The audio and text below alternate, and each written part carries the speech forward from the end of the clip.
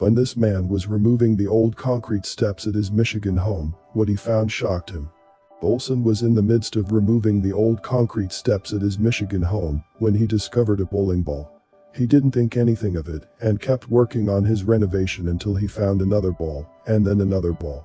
Within a 4-hour period, Olson unearthed a total of 160 bowling balls.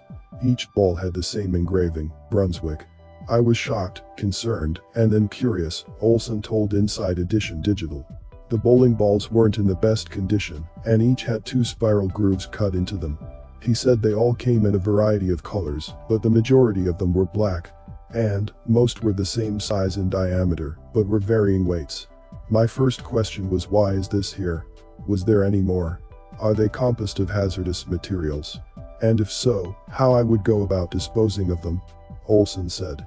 Growing up, Olson remembered a Brunswick bowling ball plant was located in Muskegon, Michigan, not too far from where he lived.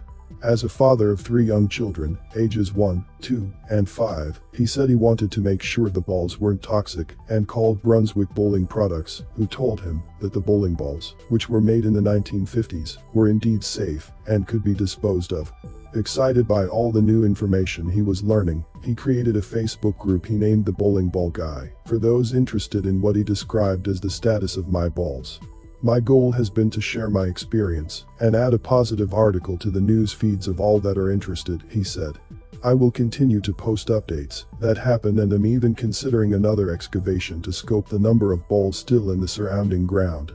He said that his post has generated interest from random people, including former Brunswick employees who told him that some of the workers used to take scrapped bowling balls to use as a cheaper alternative to gravel or sand.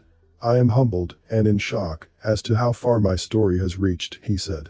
Since the page went up, he posted how he incorporated the bowling balls into his landscaping design.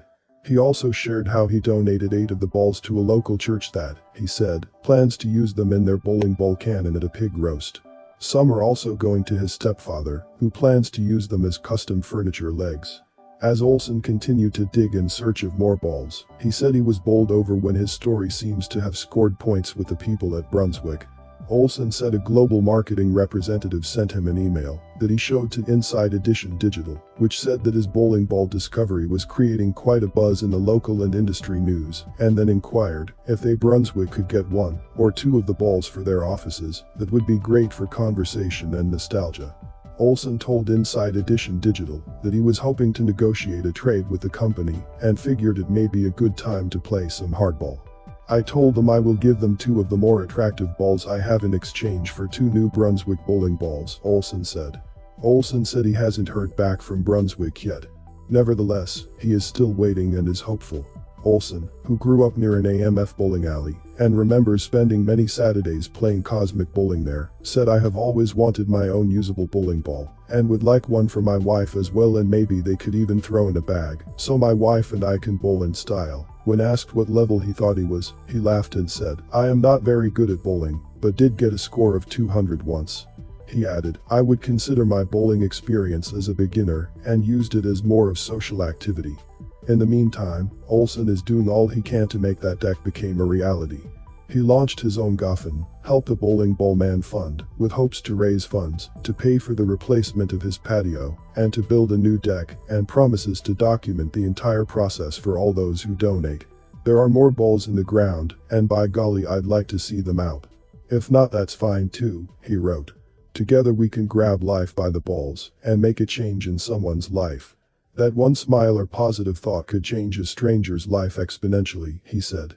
As of Wednesday, Olson has raised $25 towards his goal of $15,000 and feels hopeful as to keep the ball rolling, he said, to help finance his future excavation.